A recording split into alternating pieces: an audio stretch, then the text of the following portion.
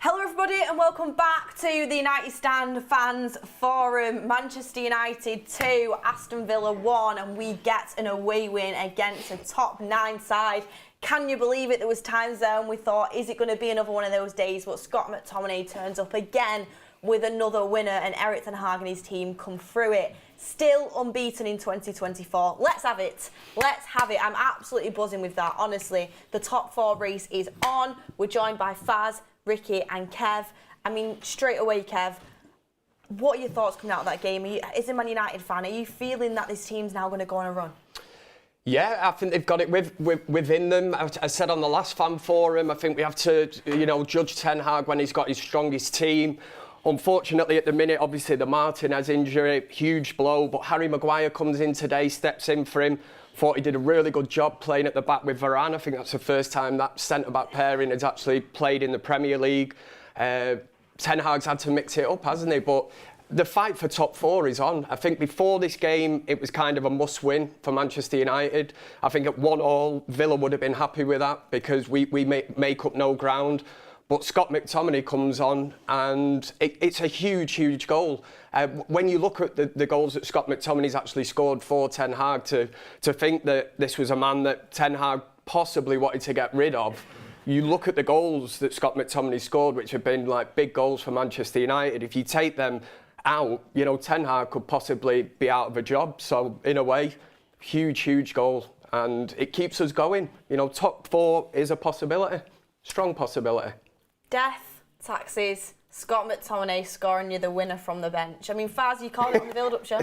Yes, yeah, I did. And I could see how he was being utilised. And it's just fantastic to see that, the fact that I was believing in myself to think that he's growing on me. And, a lot of times, right, we see comments from people, you go on social media, you look at comments, and it can sway how you think about players.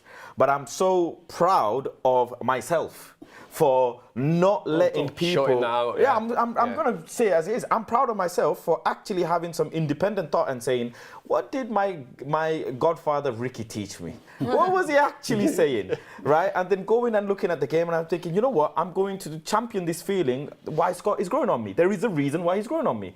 I trust my thoughts, and I said it on the build-up that people are going to probably say Garnacho and Rashford because of the balls in behind, but it's the problem solving, and that's what it came down to, and it was Scott McTominay. So thank you very much to Godfather Ricky for educating me, and I would like to take this time to thank myself as well. Give yourself a pat on the back. I mean, Ricky, we're going to get onto your thoughts about the game and talk about everything. There's so much to talk about, but I can see people are slowly joining over from Mark's stream, and there's one thing I want to say. Anybody who rinses me week after week after week about Andre Onana, sit down. Please sit down. This is your moment, man. And take a sit back. I mean, it's one game. It is one game. But that's his best ever game in a United shirt. And people, he was so proactive today, taking pressure off the defence, claiming balls he needed to claim, was off his line, was sweeping, his distribution was decent, it wasn't anything special, but he was decent, he knew when to hold it, he knew when to pass through the lines, and most of all, he saved us in a lot of crucial moments. He was brave, he was out, he was off his line.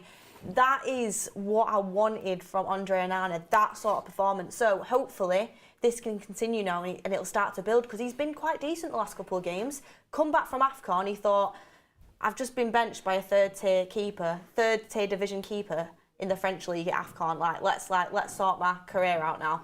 And he's been absolutely brilliant. So today, Andre Onana, class, and I wanted to bring it up because I get messages every single day about it. So yeah, I wanted to talk about that. But Ricky, we'll go back to Scott McTominay, and I wanted to ask you.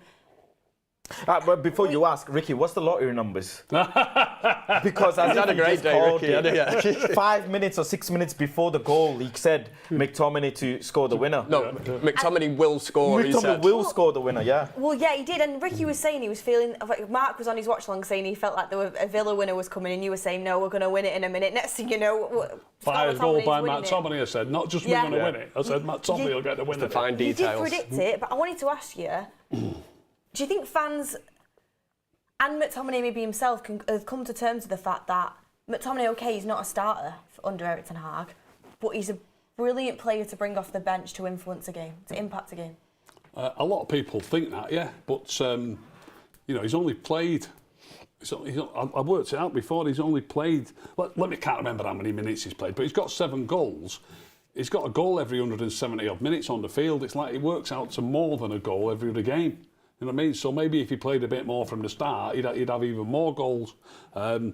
People. I don't worry about who scores the goals. I think some players though, like they have moments in the game where they're the most effective, and I think Scott McTominay really benefits from being like a kind of just crashing into the box impact player.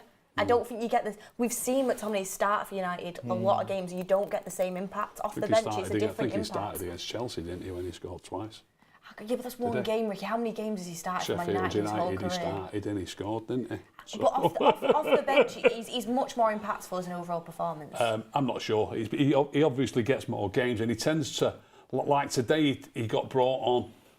He got brought on literally in a number 10 role. Yeah, he was playing for forward. Normally in those games that he started, Beth, let's be honest, he's playing as a CDM. But when he normally plays, normally Bruno plays at 10, and he's either with Casemiro or Eriksen, whoever he's played with. He doesn't normally play in that role. So when he plays in that role, whether he starts or comes off the bench, I think he's capable of scoring goals. I think he'll score a lot of goals if you play him in that role and start him in games. You've not finished on Onana yet, by the way, have you? Going back to Onana after? I can do, yeah. Okay, I'll be circling back to Onana at least 5 times. All right, if you're going to come back to it later, I'll do that bit later. I'll circle back to Onana at least, but this is my moment. I've been waiting months. I've been waiting months for this. When you're talking about Onana, I wanted to talk about him as well. But anyway, McTominay. Talk about him. Well, all I was going to say was I thought he played great. He made an absolutely fantastic save in the first half. That shot by McGinn, it was like Bobby Charlton. What an effort. It was swirling all over. It was an absolute rocket. He made a brilliant save. And even Keano at half-time credited him with a fantastic save. And normally about saves, Keano just says, he's just doing his job. You know what I mean? Yeah. So great credit from Keano for Keano to say that. Yeah, that is high praise indeed, isn't it? I thought it was quality today as well. You can't have any criticism about that performance. And I did say the other week to you, I said a lot of Onana's ball retention at the back goes well under the radar. Teams that we played like Liverpool, Anfield, where we knew it was going to be tough, people just look at the saves, and he has made horrendous mistakes, but like Ricky says, the McGinn save, it almost reminded me of David De Gea. That was the kind of thing he did week in, week out for United. The technique and how he pushes the ball over the bar, brilliant. Do you know what as well in this game for me is it's one of the first games of his where I felt, even towards the end of the game, I felt comfortable with him in goal. Like I didn't think he was going to make a mistake. I felt solid with him there. We know, of quite a few games this season, he's been prone to a mistake. He's been prone to letting a goal in that he shouldn't have. But today, I just felt like I had trust in him, faith in him, and I think the defence felt like that as well. You can see that they're all bonding together, and they are getting used to playing with each other. And I do think as a unit, we are looking a lot better there. Comes with time, doesn't it? Yeah. Because we've chopped and changed at the back that much. I would said in Onana's sort of defence, it's been difficult for him. But to me today, the performance from Onana, that was more what I seen in the Champions League final. Yes. The keeper where I looked and thought, wow, let's get this lad. If he's going to make the change and bring him in, that's the goalkeeper. And it was that Champions League kind of performance that we've seen from him today. Exactly. And can I just say, Kev, by the way, I'm loving the top. Thank you. And I'm not joking, I nearly sent you, when it came out, I thought, that is Kev in a top. Yeah. It really is. He literally is just made for you. So looking great I love the top. Have you been hitting the gym? Yeah. I can tell. Thank you. He's moving on from Dalot to some compliments here. Yeah. Whoa. Back off, fans. I'm a married man. The mileage. Been doing the mileage. I mean, we've got loads of super chats in, but we've got so much to talk about. I mean, let's get a poll up and running. We'll get the admin to run this poll. Would you keep McTominay in the summer if his role was a super sub? I want to see your guys' opinions, because I'm going to be honest, if I say one more time in this channel to sell Scott McTominay, just tell me to shut up and sit down, because he just keeps proving it wrong with as a super sub. Not a starter. But as a super sub, he's doing. There are players that are impactful, aren't they? Even don't mean to mention him in the same breath, but you talk of somebody who made an impact at United, like an Ole Gunnar Solskjaer. You know, you think of the big goals. You know, he was so clever, sat on the bench. He could read the game. He could sense the weaknesses and come on and exploit it. And McTominay's. We can't really judge it off this one performance, but it will be interesting to see, because I know Ricky doesn't agree. He thinks, you know, he's good enough to be starting, where I think a lot of United fans will probably think, like you say, he's more of an impact player. I've got my own theory about Solskjaer. I thought he was a great player, and I don't use that word too easily. Truly great player.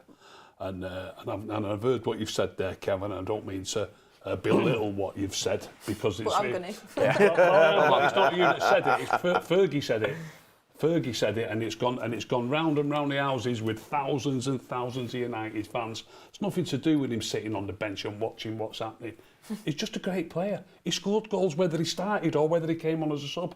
He scored goals all the time.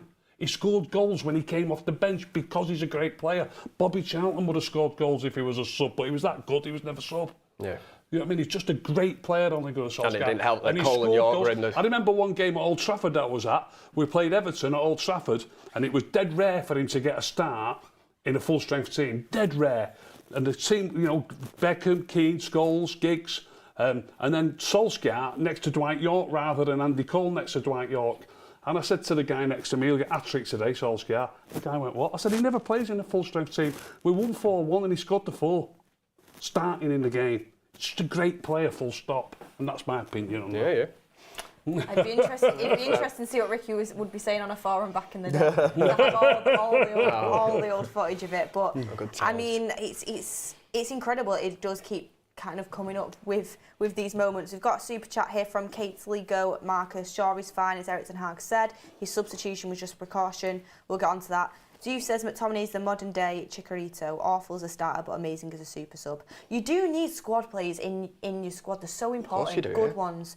Patrick says, we were lucky. Onana and Dalot were our best players. Still Ten Hag out. Villa had too many chances. Ten Hag is a lucky man. We're going to talk about what could have gone wrong, and it could have stayed a draw, and what kind of does need to improve. We will touch on that as well. Son Heung-min says, Beth said she'd go on a date with me on Friday. Did I? I mean, I don't think I've said them words this week, to be honest, but fine with the footage. Darren Mulaney says, any news on Shaw? Think we need to score a few goals against Luton. Well, Ten Hag did say it was just precautionary against Shaw, but to be honest, I don't think you bring Shaw off in that game unless you really have to, because he's just so important, and it's a game that's hanging in the balance. So it'll be interesting to see if he can play next game anyway. Mr. H, welcome to United Star Members Club. Kia says, Fazadine Zidane out. Are you Eric Ten Hag in again yet? He's turning me around, which is very good. So yeah, I have to sit here and eat my words. We love it. Quinn Star, McTominay, the new Ollie super sub. Philip Sutton says, Onana was great today. Hopefully we'll keep it going. United Spotlight says, Scott has done more for us than Bruno this season. That's a fact. Son Heung-min says, who is everyone's favourite NFL team? I mean, quick round. I mean, who's going to win tonight? Super Bowl. 49ers or Chiefs? Huh? I'll go 49ers. I'm going Chiefs. Chiefs, I'll go. I mean, at this point, I have to go with Ricky says, just because he gets everything. You should have gone with him, actually. I'm not going to listen to him. I'm going Chiefs purely for Taylor Swift. That's the only reason. But anyway, guys. What's Taylor Swift got to do with the Chiefs? Oh, you don't know the story. I'll explain it to you. She's going out with one of the players. Oh, right. But she's doing a gig tonight, and then she's got to get on a plane and fly. And... Kev knows it. Yeah, I've heard it, man. Anyway, back to Man United. It's not the NFL stand, it's the United stand. So, I mean, I want to talk about this fullback situation, because when Luke Shaw came off injured, people can criticise Lindelof, but it's a really tough situation for him to come into. Leon Bailey is a great winger at the best of times, ripping all sorts of fullbacks to shreds. Luke Shaw's done an excellent job in the first half to keep him quiet, but Lindelof's not even a natural. Not only is he not even a left footer naturally, but he's not a fullback. He's a centre back. So it's tough for him to come into. But I mean, Kev, in that moment, you're thinking we've got one fullback fit in the whole squad in Diogo Dalot. I mean, God forbid. Look, Eric Ten Hag has said that it is just precautionary. But how worrying is this situation when it comes to the fullbacks, and how crucial is Luke Shaw to the team? that was clearly evident on the performance. I can't slag Lindelof from his point of view. He's been put into the firing line. From his point, he isn't a left back, so he can argue that he definitely didn't look comfortable, but that's going to come because he's up against Bailey on that side, and you could tell Emery's body language from the side, you know, the gestures he was making, that they were going to target that side, and they did it. It got to almost to the point where you thought Ten Hag's going to have to switch this round. You know, he's going to have to maybe move Dalot onto that side, try and cut that threat out. But I can't be really too harsh on Lindelof, but it really begs the question. You look at, obviously, Malacia's out injured. Regulion, as Ricky would say, you know, we let Reguilon go back to Tottenham. You know, could we have kept him till the end of the season just to see us through? You know, I don't think he did much wrong, did he? He didn't get much of an opportunity, but by God, at least he's an option off the bench, especially in a game like that. He probably would have filled you with more confidence at what Lindelof did today. But if there was ever evident of how much Manchester United miss Luke Shaw when he's not in that team, that second half was it. You know, I get United fans telling me all the time, don't know why, you know, you get so giddy about Luke Shaw. Don't understand what he brings to Manchester United.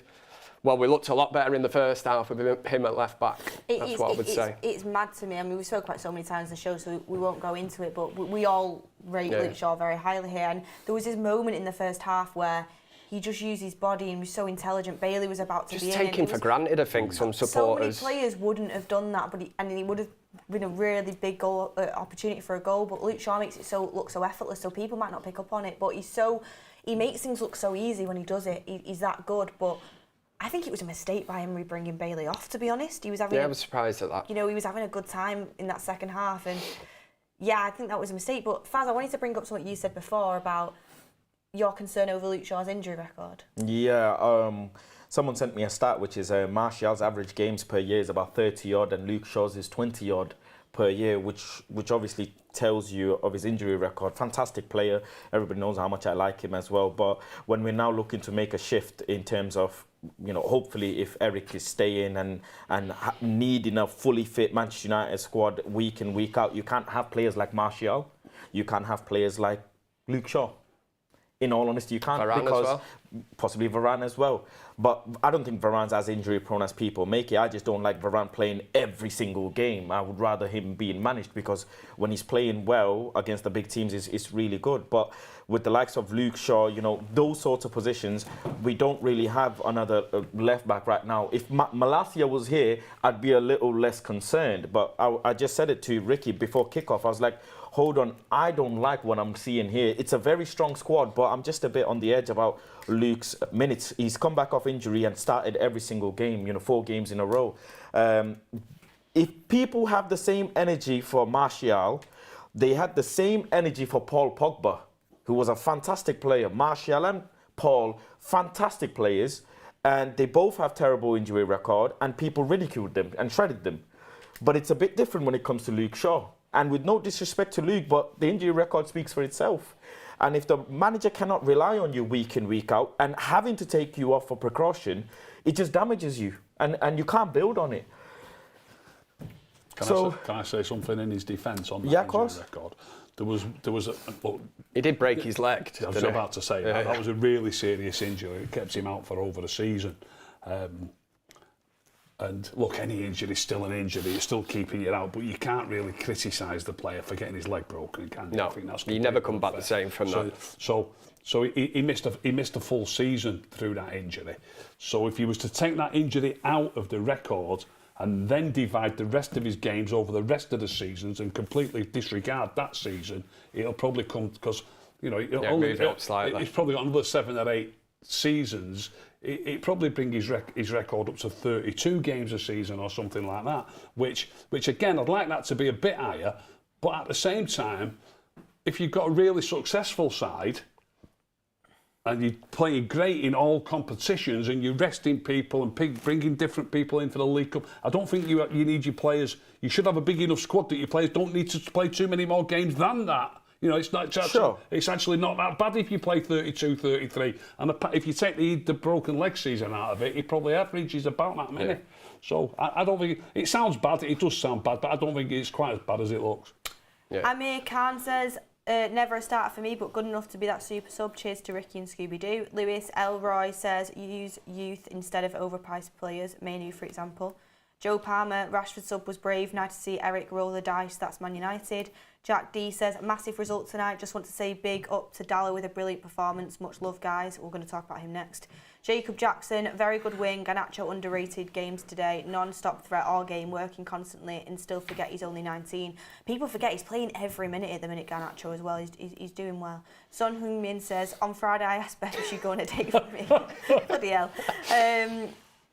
Yeah, I said only if you come to United in the summer. And I think Son's a married man. No, he's not married. Was he not? No, and no kids. Right up your street. Excuse He's me. a catch. Well, yeah, no. Good-looking guy, How no do you kids, know not what my married. street is? I don't know. I mean, Netflix and Chilwell, we debate Martial, which is right, so we should have a good look at Malacia because he's not good enough with his injury. We need a left back in the summer. Malacia's injury is concerning me, to be honest. During Timber was it an ACL injury, and he's going to be back before Martial. Before him, yeah. That is crazy. Kia says, do you guys think Douglas Luiz would have finished the game on legs if Keane had been on the pitch today? I mean, Rasmus had a bit of a pop and I loved it. Akil, Aravind, Harry Armas for left back for Luton game now. Alvarez is a big miss now. Eric Ten Hag in always with a proper structure and team around him who will be successful. Not like Pep, but we will be competing. Varun Menon says, McTominay's good super sub should be capitalised and he should be sold in the summer while we can. That's interesting, different take. Wayne Finnegan, yes, Kev legend, what a win, boom. And on the poll that was in the chat on McTominay, 66% say keep for a super sub, 34% say no. So the majority of the poll going with it, but I expected to see it sway more, especially after that goal and how many he's scored this season. Our top scorer, by the way, McTominay, with 7 goals now in the Premier League, and he's a super sub. So it shows what United obviously need to improve goal scoring across the team, but still massive credit to him. But I want to move on to another player that he's just been absolutely immense. And Faz, of course, I'll come to you first on this. Diogo Dalot, we've spoke about him highly on the show. He's another divisive one in the fan base, but he has just been reaching new levels of consistency recently. And would you say another man of the match performance from him? 100%. 100%, and you know, the thing is, he's so good in both sides. He's just such a complete fullback, absolute complete fullback. Having him on the pitch gives you so much security that if you need to make subs, he can play on the other side as well, just as good. And he's locked up players like Saka on the left-hand side, you know, this season already. I don't know why people don't see it. People start getting this weird narrative and they almost follow it and they don't judge a player just based on how they're playing, you know, and they look at previous performances and whatever and they'll just stick to that narrative. But look at how he's performed today. People say that he's not United level, but he's raising the level, literally raising the level of you know, what our performances should be from a fullback. And people will still say that he's not the player. Like I say, I'm proud of myself for not letting people sway my own narrative of sticking by a player, and I'm glad he's proven people wrong. I think Dalot is absolutely what United players should be. I mean, okay, yeah, he's had some dips and he's not always been 100%, and maybe he did need to work on his consistency, but his consistency recently has been great. He's been available all season. He's got a brilliant attitude. He fights for the badge. He shows passion. And he was one of the few players Ronaldo named to be able to go the whole distance in his career because of his mentality. Improving every game. He's spoken himself about how well he's working with the manager and how it's a good fit. And for me, his age is someone that I could see developing into a top player. I already think he's a very good player. Listen, the crosses that you saw from him today, please tell me any other day you would see He's really worked on his crosses. So good. And I said it, the funny thing is, I said it weeks ago, that at least his crosses are being overhit, which is a good thing because you can tone the power down. Imagine players who are crossing, they can't even beat the first man.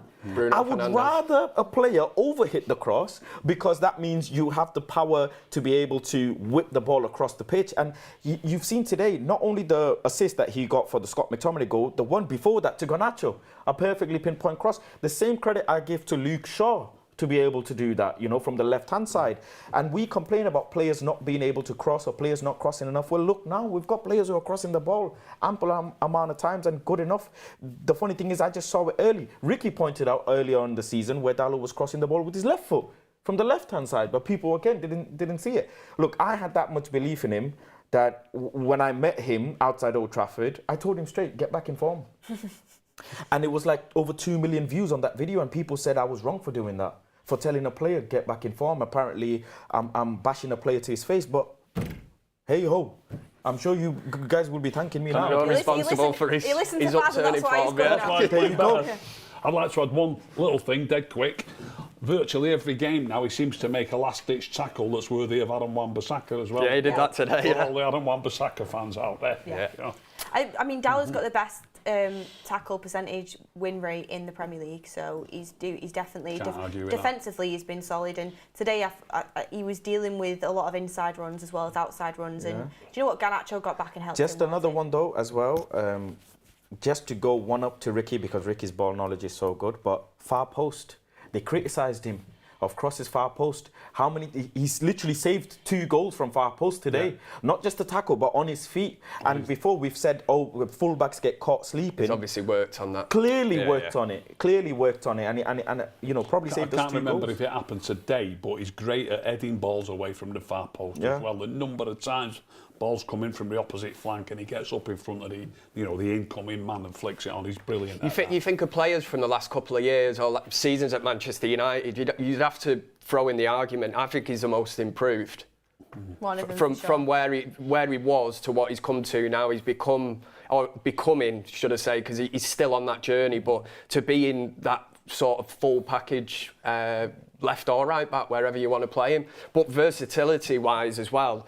Huge asset to Manchester United, especially with Luke Shaw now. Whether he's going to be injured or not, I don't know. But you have got the option that you can put him on the left-hand side, and he looks just as good left or right. Can I just say, listen, I was very vocal on Eric, criticising Eric. Obviously being on this platform, having the reach that I have, and this platform has, millions of people see it worldwide. I have to give Eric credit for working with him. And playing him week in, week out and developing him. Obviously, he's a Mourinho signing. I'm glad you're giving him credit for that. But you have to, I've said before, I give Eric credit for the young players, but I also give Eric credit for the likes of Dalot, because if Eric stays or whatever that is, we've seen how he's developed the player. We've seen the levels that he's increased. And the number one position that Eric wanted to sign was a right back. So for him to come and make this player out of Diogo Dalot speaks volumes of him as a manager as well. I mean, another man of the match contender, Kev, was Harry Maguire. He actually won it on the Sky Sports footage. Yeah. But Maguire, I mean, he's just this season been very, very solid. I think the captaincy, him not having the captaincy, has worked massively in his favour. And yeah, what do you think of him as a United fan right now? I've said negative things about him on the United stand. I'm glad. If anything, I support Manchester United as a team. I'm not in it for individual players and that. I'm not really fussed. I have singled him out before. I couldn't understand why he stayed at Manchester United when he had an opportunity to go, because I thought it was quite clear that the manager did not want to keep him. And you look at financial fair play and you're thinking you might be able to get whatever 30, 40 million back for him and we can invest that in the squad. He decided he wanted to stay, and it's a massive call from Harry Maguire to do that. One thing I cannot fault him for is effort.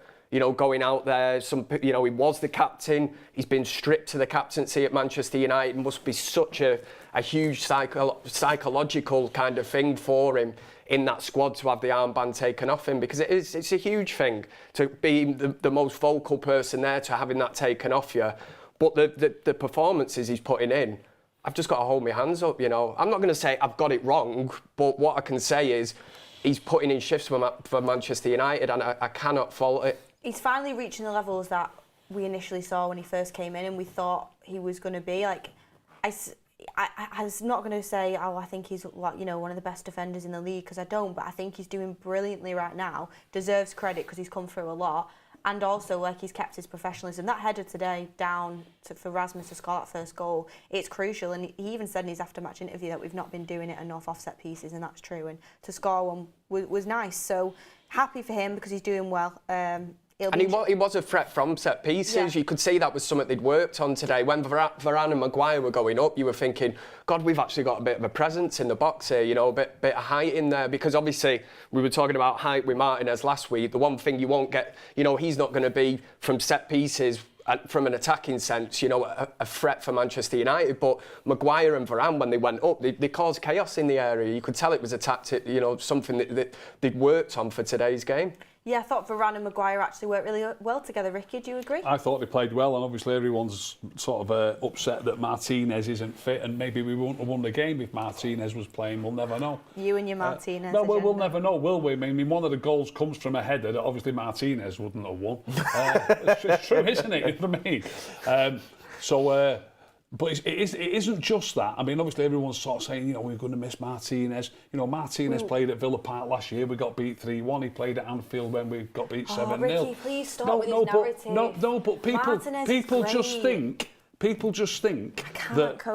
just think that if you've got a certain player in your team, it's going to change what happened and you're going to do better. It isn't necessarily like that. So he's not played today. Everybody was upset that he wasn't playing, and we've won. I still think we massively missed him in the build-up play for periods of that game when we couldn't keep hold of the ball and couldn't build out from the back. Yeah, Martinez was a huge miss for me. I don't agree.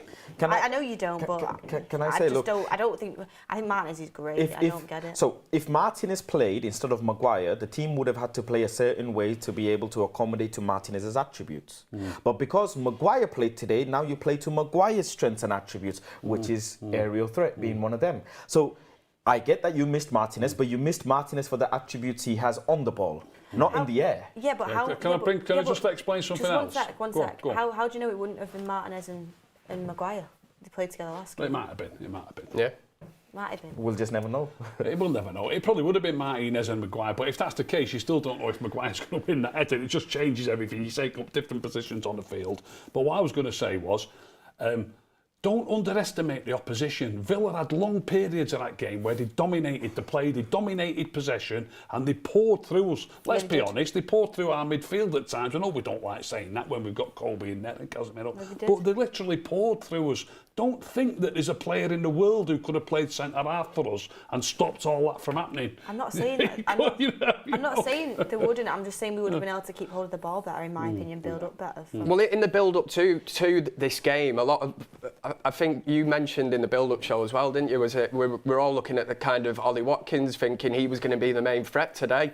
From what I see, Harry Maguire and Varane did a really good job because, and you can say he had an off day, you can say whatever you want, however you want to paint it up, but he didn't have, you know, like he was rarely in that game, and that is testament to Maguire and Varane and the performance that they put in defensively. Yeah. I mean, you could tell that they were trying to counter us by putting loads of balls over the top early to try and see if they can use their pace and use our pace as a disadvantage, because Maguire's not the fastest, and let's be honest, Varane is also not the fastest. He's quicker than Maguire, but not the fastest. So they would spring loads of balls over the top. I don't know if you noticed that, to see Leon Bailey can get through, if Watkins can get through, and even if they don't win the ball, what that does is that it shifts your team further up the pitch. So even if the strikers can get a second ball, or maybe get the ball into our keeper, it just pushes Villa further up the pitch, and they rely on their pressing. But the centre-backs did really well. It didn't work for them. And credit to Onana as well. He played offshore in the first half. And numerous times, Ricky was saying it as well, we played off the left-hand side really well with triangular passes. So, the defence altogether. There's some lovely moments of playing out from the back today, which fantastic. Is... We've criticised it on air so many times. What is the plan? What's the game's, the style of play, Manchester United? But I've seen the last couple of weeks, little bits that kind of get you excited, where you think, right, okay, well, once you've got these players in their preferred positions, that's how you judge it. Yeah, I was really happy with the defence for the last few games, to be honest. And again today, everyone did the jobs and was really, really good. But one thing I wanted to say is, this game obviously could have gone another way. It was close. We did well to win it. I mean, Ricky, when Erik ten Hag made that sub of McTominay coming on, I remember you saying, I really hope this is for a forward player and not Firmino or Casemiro, because we need to add to the midfield. Do you think Ten Hag made the right decision bringing Rashford off? Yeah, well, I even say that when he takes off one of my favourite players if it works for you, because it obviously did work for us.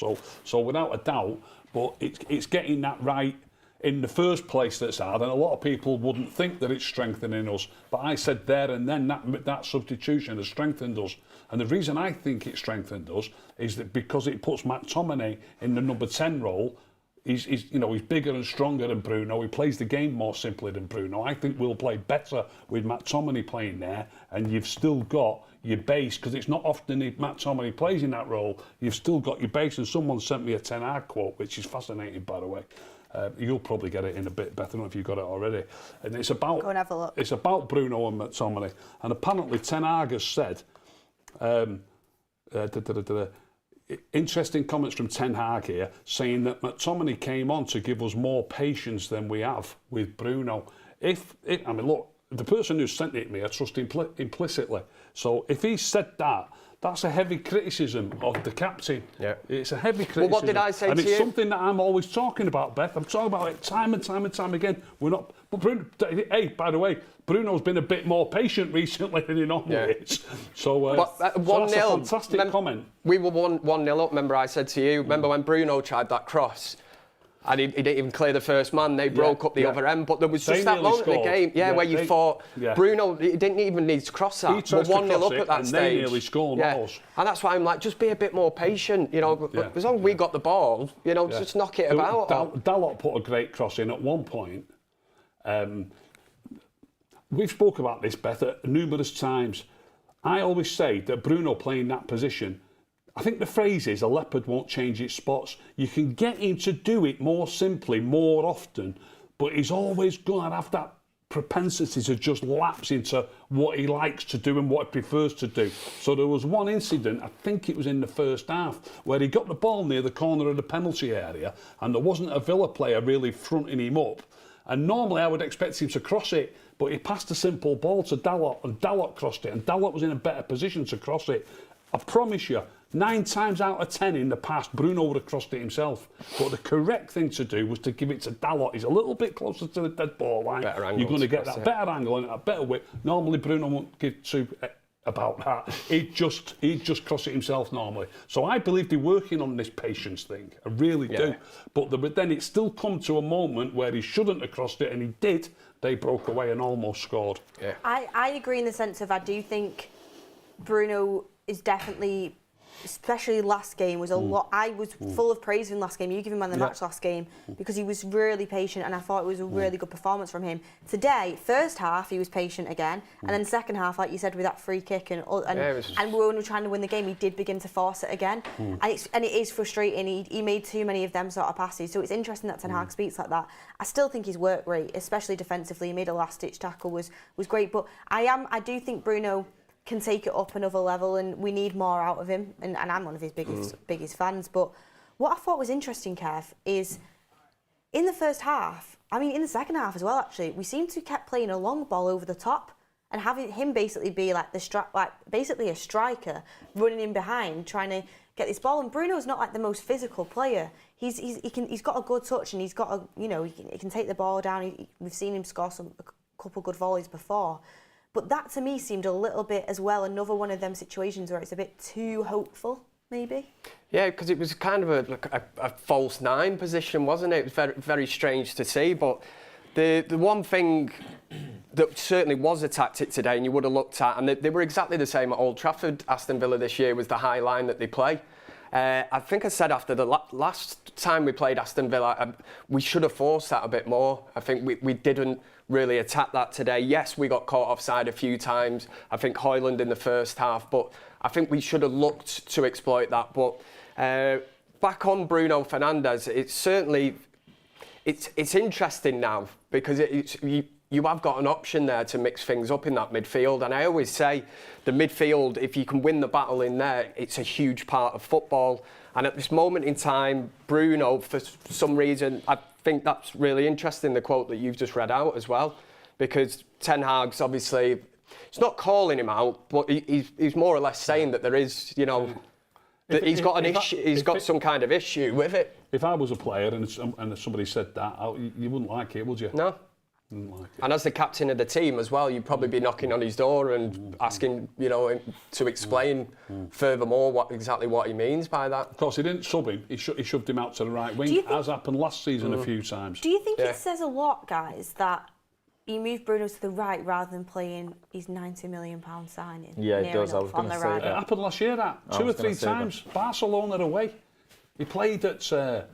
I think it was the right decision because I think Bruno's work rate and the way he reads the game is better. Is better there than what Anthony can provide. He'll do a job. I think it's the right thing to do. You trust Bruno on the right more than you would Anthony, and that is crazy to say. And I don't think Bruno should play in as a right winger. Do not get me wrong, but that's where we're at. And I think if I'm Anthony on the bench, I'm thinking, wow, I'm out. I'm not in the picture right now.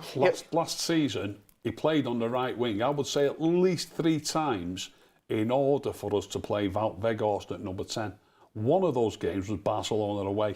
Right now, if the manager's doing that, Wout Weghorst, to play in Bruno's position, and I said this last year to you, don't think to yourself that is because he thinks, Bruno's going to do great for us on the right. It's because he thinks Wout Weghorst can do at least as well at number 10. If not better. Yeah, if not better. That's what he's thinking.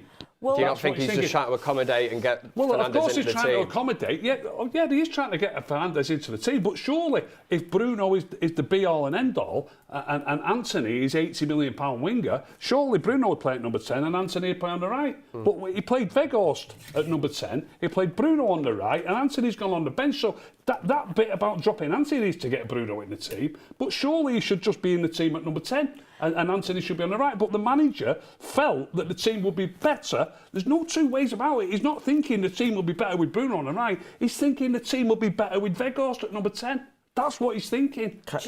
So can I just say, it'll be interesting to see what happens when Mason Mount's back fit. I was just going to say, look, I've said this before, right? I'd give the manager another year if Manchester United sell Bruno and Rashford. And please, I've said this before. Talk about selling Bruno. No, but look, if the fact that we're having a discussion about if we can keep Scott McTominay when he's playing Bruno's position speaks more volumes on why Bruno isn't able to find a solution for us in his own position, and that we have to accommodate him on the right. Yeah. Like, look at the complexity here. We're having to bring on a player that we want to sell to bring and keep him in Bruno's position to help us win a game. Then Bruno Fernandes himself, who can't find a solution in 70, 80 minutes. And it's not happened once, it's happened numerous times. Let's not get too giddy. Let's put it in perspective here. Scott McTominay's come on today in the 73rd minute. He wasn't unbelievable. He scored a goal that's won us the game. I don't think we necessarily have to be discussing... Okay, but what I'm trying to say is Bruno Fernandes, in numerous games, having 70, 80 minutes on the pitch, isn't able to find any solution for us as well. He has found solution in games. But Scott McTominay is the highest scorer for Manchester United. Not because he's been an impact, but his goals have been off the bench, haven't they? Not all of them. No, he's got 3 from starting and 4 from he's not had his best season. Is it 2 against Brentford? Bruno's not had his best season for Man United, but I generally... If you think selling Bruno improves his team, I don't get it. No, I don't think just selling. I think upgrading. He's our captain. Because he's our captain that plays nearly every minute for us, and his work rate is immense. But he's still living off his first season. No, he's not. No, he's not.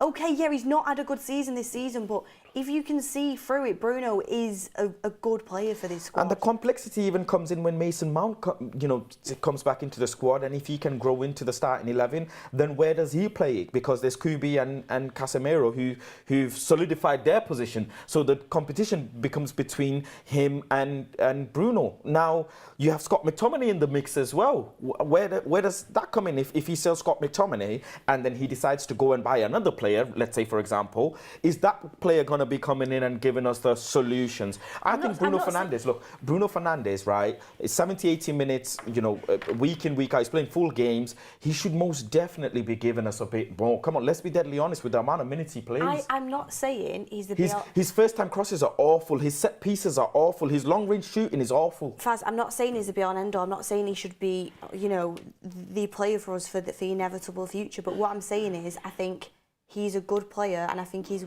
one of the...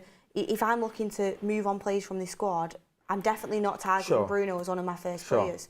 Of course he needs competition. I've admitted he's not had a good season this season. Yeah, there's other issues to deal with, isn't there, before that? He frustrates me when he doesn't beat the first man. He's not perfect, he's not at all, and he's not had a great season, but for people to just immediately start saying, "Oh, we need to sell Bruno," I'm just thinking, like, how is that the first thing that you see? I just don't. Because I look at players like Jamal Musiala in this world, and I look at what they can do in that. We haven't been playing well though, as well, have we? We've not got the rest of our teams aren't Jamal and Musiala's in their positions. Now either. the thing is, we don't. You say Bruno is not one of the first players to sell. I agree. That's fine, but in the same hand, take Bruno out and put McTominay in, whether it's impactful or not. It won't go worse, I promise you. That's what I mean. I promise you faithfully. You think McTominay's a better 10 than No, I don't. I do. It sounded like you were saying that. I do. I don't, but I think we can upgrade on the player. That McTominay didn't do great today when he came on? I saw 2 balls played up to the halfway line where he just laid it off perfectly, and we played it out wide, and we built good attacks. The word patience comes in again. Yeah, no, and I get people that. don't see these little bits that are actually class. They're actually class. Just get it, give it, move. Spin it wide, get yourself in the box. It happened at least twice, maybe 3 times. On the Bruno thing, you know, Bruno fans always used to just argue, look at his numbers. I know Beth will say now it's not about that. And Bruno fans will say he's doing this now and he's doing that and he's doing the other. But it used to be always, look at his numbers, look at his numbers.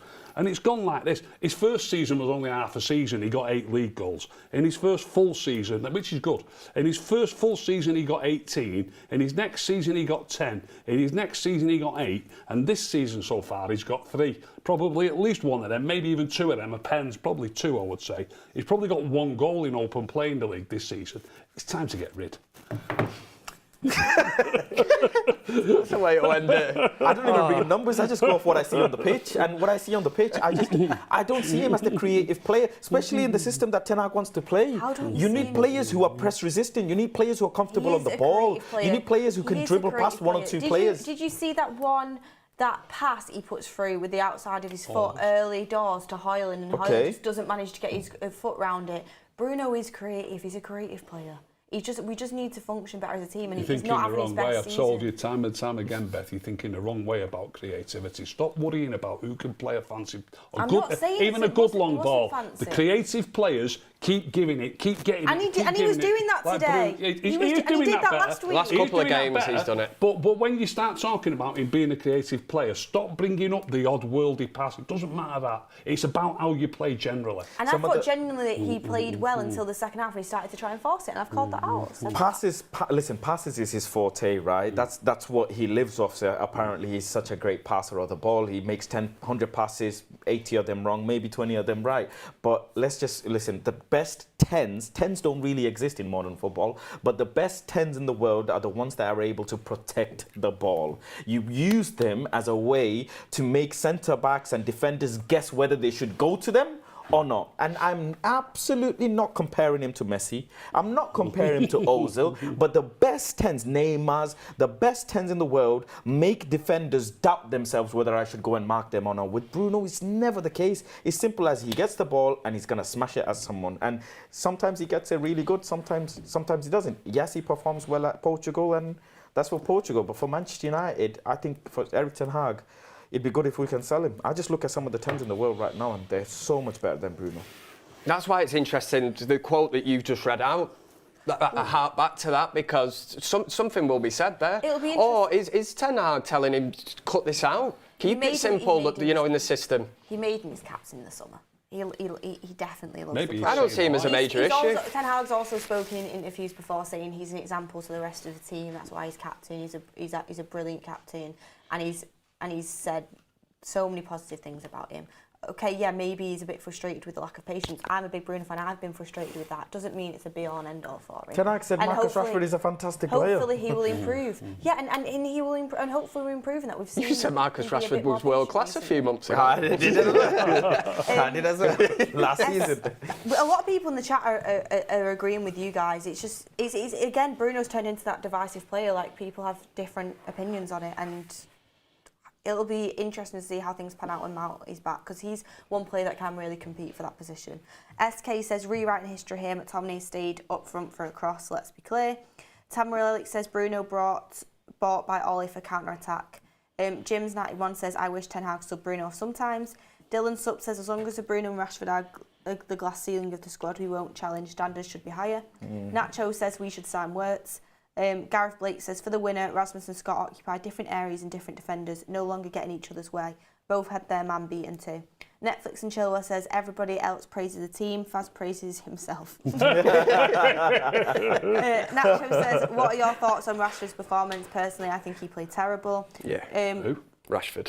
Watch No Face says, rocky game today, expected, but lately much better build-up play. Also, if he didn't avenge that shimmy celebration, I was going to lose it. And Carlos Enrique says, Anelka is the youngest to score 5 in a row, Haaland second. White Gold says, can we throw McTominay with Rasmus in a 4-4-2? Lol. International says, also good for Haaland to score. Joel says, thoughts on converting McTominay to a 9? Really think he'd thrive as a striker to get more game time? Not for me. International says, Dalot is more valuable than Luke Shaw. Harrison says, Dalot was man of match today. Phenomenal performance. Thank you, everyone, for all of your super chats. Gary Best says, McTominay has the eyes of a horse and body of a crab, sideways vision and movement. I think that's a bit harsh, but fair enough on your opinion. But, I mean, the show's going so quick. But one thing I wanted to ask, Kev, is do you think Ten Hag left it too late? Do you think he was holding on to that 1-0 lead for too long? Because you can't really hold on for 45 minutes. Do you think he should have changed it earlier? Do you know what? I was going to throw this question out before, because what did it say then? Did McTominay come in the 73rd minute? And you think from the start of the second half up to that point, it was almost like a siege to our goal, wasn't it? It was strange the way the game went. When you look at a game, and we've questioned Ten Hag's sort of man management and the in-game management of a football game, I think that change should have been made a lot earlier. You know, we're sat watching the match and you could see they were just running through us, and you're thinking you need an extra body in there. We spoke about it at the time. We thought Erik Ten Hag was going to go like for like, didn't we? Not throw the extra body in, but he did do that. And it really has worked out well. It was a strange game because at 1-0, we kind of, we were rushing things. And I say about that moment when Bruno tried crossing the ball, he didn't need to do it. And you're thinking, why? We're 1-0 up. The emphasis is on them to get this equaliser. And then when they got the equaliser, we almost played like we were 1-0 up. You know, we kind of sat back and invited him on. And I'm like, we need to win this game. We need to go out and win it if we've got any aspirations of finishing in the top 4. I think Villa, and especially Tottenham scoring that late goal yesterday, you know, that's what we're looking at to try and break into. Can I say a few things, if I may? I understand the people's concern about them saying we were rushing the game, and 100% we shouldn't be. We should be controlling the tempo. But then you look at our team, without the subs coming on, you've got Casemiro and Kobe both on yellow cards, and Bruno Fernandes, who obviously in the second half wasn't patient, right? That's why he got moved to the right. Who do you look at the team, and the centre-backs as well, who do you look at the team and say, right, these two players can control the tempo, except for Kobe Mino? I can't really... Please. That's why I said I thought we missed Martinez earlier. We need players this summer. We need to go and get players that are tempo dictators. They're really, really calm and comfortable on the ball. Reason why I'm so still, hell-bent on Frankie de Jong. Players of that type.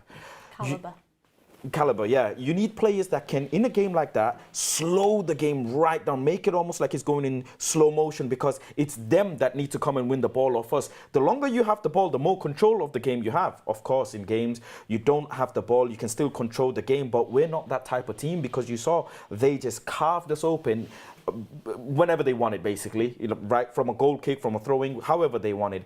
You saw, obviously Lindelof did okay at times, but he gave away a poor throwing as well, pushing them so much higher up on the pitch when they didn't need to. But that's because we don't have players in the midfield or in and around that area that can come off the bench. You've got Eriksen, but again, you've slow got the game down. Yeah, his legs. But off the ball is not. Now, another thing I'm going to bring in. You lot are asking the question is, should he have made the subs more? I agree in some aspects, but you look at it from another perspective. You make the sub earlier for Scott McTominay to come in the 10, but that means Bruno Fernandes has to play longer on the right-hand side in a position that we don't like him playing. And then you have Rashford who's going off. That means you miss a player who's possibly very explosive. So you're still hoping out. And new football is you play like 6-7 minutes added. So even though he did, bring him on in the 73rd minute, you're still playing another half an hour or so, aren't you? 20 odd, nearly half an hour. So he rolled the dice. It didn't work, and then thankfully he made the right substitution to win the game, and that's what matters. But this in-game management, especially away from home, has been under massive question. But today when they scored the equaliser, I thought, oh no, not again. We've left it too long, and everyone could see it coming from a mile off. But thankfully, we made the right sub to win the game. But what I would say is, you're absolutely right, Faz. I said, what this team doesn't have in their armour, they don't have it in them to take the sting out of a game. They just don't. And when Onana's that good of a keeper at kind of doing that from the back, you need to be able to do that in the build. I think Dalot's got it in him. Most definitely. Hold the ball well. Varane can as well at times. It's weird. Casemiro can, and then also sometimes he does some stupid passes of just giving it away. And it's like... He did that a few times today, didn't he? It's just like, Cobby can do it, but after that, I agree, you know, you're reaching. So I think the wingers need to be able to help out more. Rashford's not great at doing it. Garnacho's getting better at it. So we need to work on being able to do that. Read moments in the game where we need to take the sting out of it and keep the ball for a bit and not force it as well. Like, we don't have to force creating a chance. Just keep the ball and build up to it, and the time then obviously goes quicker for you as well. Do you want to come in, Nick? I just wanted, when you, I can't remember exactly what you said, but you just reminded me that before the game you said to me, will his in-game management be better today? Do you expect it to be better? And my answer to you was that the in-game management really only comes into it if the game's tight, and the game was tight. You know, I said if we're 3 or 4-0 up or 3 or 4-0 down, the in-game management isn't that important. You know what I mean? But when it's tight, it's important. And I said if we need a goal, he'll bring McTominay on. And I said, and that'll be the right move in in-game management. And if we don't need a goal, maybe he'll bring Amrabat on. Amrabat did come on in the end, by the way, when we were winning 2-1. So his in-game management today, to answer your question from before the game, was absolutely spot on. Spot on from Ricky. I would have liked to see Amad Diallo on the right-hand side. That's just one more thing. Yeah, I don't think you trust him yet, but yeah, I'd like to see him on it. It was awkward that today, I think. Look, when talking about getting control of the game, we got control of the game last week because we went 3-0 up. You know what I mean? We need to do that a bit more, and it's a really hard game at Villa Park. But you know, if we can get a couple of goals up, then you can think about doing things like that. It's a tough game to bring Amad into after no minutes. I tell you one thing that made it difficult today and really swayed the game. I'm not sure whether Matty Cash watches the United stand, but you are a knobhead, mate. That was a blatant dive, and when you've got a player like Casemiro, you know, that picks up a yellow card, his game is basically about breaking up play. For him to have that tightrope then of playing the rest of the game on a yellow card, to navigate that game and continue to try and do the job, you know, that he's so great at doing. And he's been brilliant since he come back. How many blue cards are Casemiro and Bruno going to have? Also, I want to know what the rule is. If you're already on a yellow, can you then get like a blue for a second yellow? And I don't. Is this blue card real? I don't. Apparently, I actually thought it was. I had to check the date. I thought, is this April Fool's Day? It's been delayed apparently, but they are thinking of bringing it in. Yeah, it's mental. It's weird. I don't know how it's going to work. Yeah, because look, I've said it before. Football's gone so soft, right? And you bring in the blue card now. It does nothing but aggravate and exaggerate these sorts of scenarios. That's all it does. You get players diving more, crying more, you know, and players trying to get other players on blue cards. And then in 10 minutes, you might get managers trying to make subs, or they might hold out to do these things later on in the second half. It just ruins the game. It's strange. It's horrible. I'm a bit old school. You've got a yellow card, a red card, and that's it. There should be no in between. I think everyone thinks it's going to get complicated, isn't it? Yeah. The number of arguments it'll cause as well. Oh, imagine us on it. VAR, how is VAR going to be used to decide it? I mean, 6 minutes of extra time was enough for me today. I was pacing around the room. Right. And I'm sorry, can I just say this, right? And I hope it reaches FIFA's table and PGMOL's table. Stop ruining the goddamn game and start taking some goddamn accountability, yeah? Tell the refs at the end of the game, say the decisions why you made it. Be honest and open. What the hell are you lot doing introducing things? Why fix something that's not broken?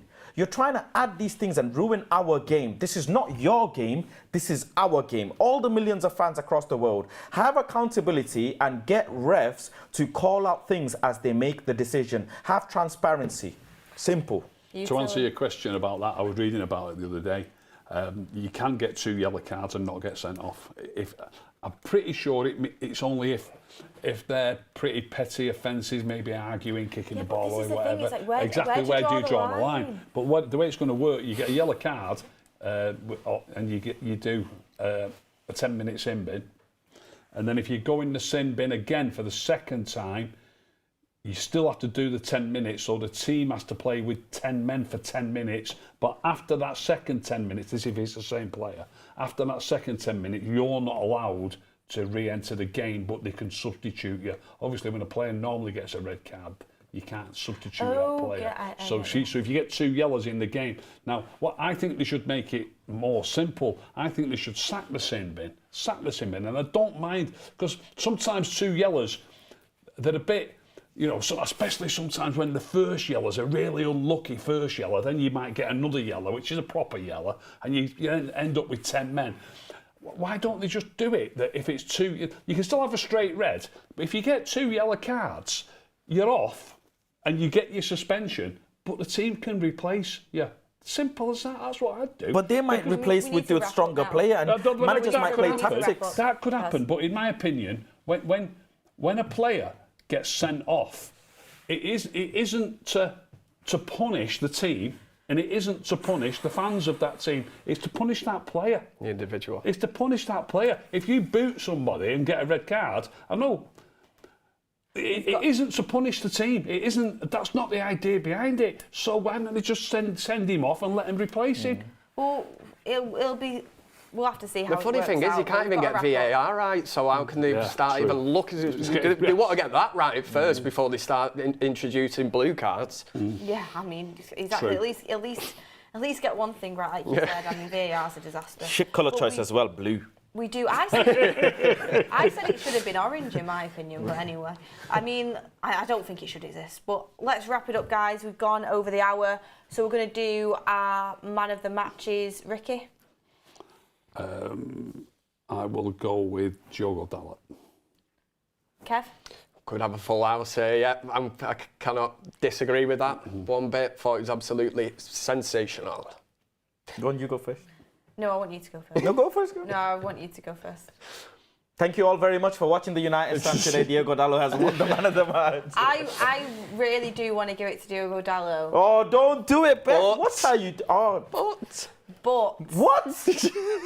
Diogo Dalot. I hope you don't have a Valentine now, that's for sure. I hope nobody takes you out. How dare you not give it to Diogo Dalot today? Because the Onana storyline. Oh, I love it. I gotta give it to Onana. What? All of shout, everything that's gone on. oh God. Everything that's. By the way, Dalot, he could be joined. Like, there's a few players that could be up there for it, but there's some players that had game of halves. Like I thought Casemiro's second half was really good. First half, but It has to be Dalot. I'm sorry. Tackles, crosses. All of the continuous pelters I've received, I'm giving it to Onana Fair today. shout. What's his name? Onana's his name. But yeah, that's where we're at. But Dalot, to be honest, Dalot probably is man of the match, but I'm giving it to Onana. They're up there. They're both there. Sweet. But anyway, great stuff. See, pride. But like Kev would say, it doesn't mean anything if we don't beat Luton next week. Exactly. Yeah. But anyway, all that hard work today. Anyway, let's wrap up, everyone. We've gone over the hour. It's a Sunday night, Super Bowl Sunday. Mark will be live with the watch along later on. The guy does not stop. I mean, relentless commitment from Mark there. So I'll be tuning in. I'll be watching it. And even though we've got an early start tomorrow, this is what it's all about. Ricky, thank you for coming on. Thank you. Enjoyed it. Yep. Kev, thank you. Thank you very much. Nice one. Faz, thank you. Thank you very much, but... Quickly, Yeah. last one. Sorry for keeping you. Yes or no, are United going to get top 4? Or Champions League football? United going to get Champions League football? Yes, 5th, isn't it? Yes. No. Oof. Oof! We'll have to wait and see, everyone. Get in the comments, hit a like on the video. It was an absolutely lovely win. I'm going to be watching them highlights on repeat all week. Thank you for watching, everyone. We love you. Thank you for all your super chats, all the community. Thank you very much, and we'll see you on the next one.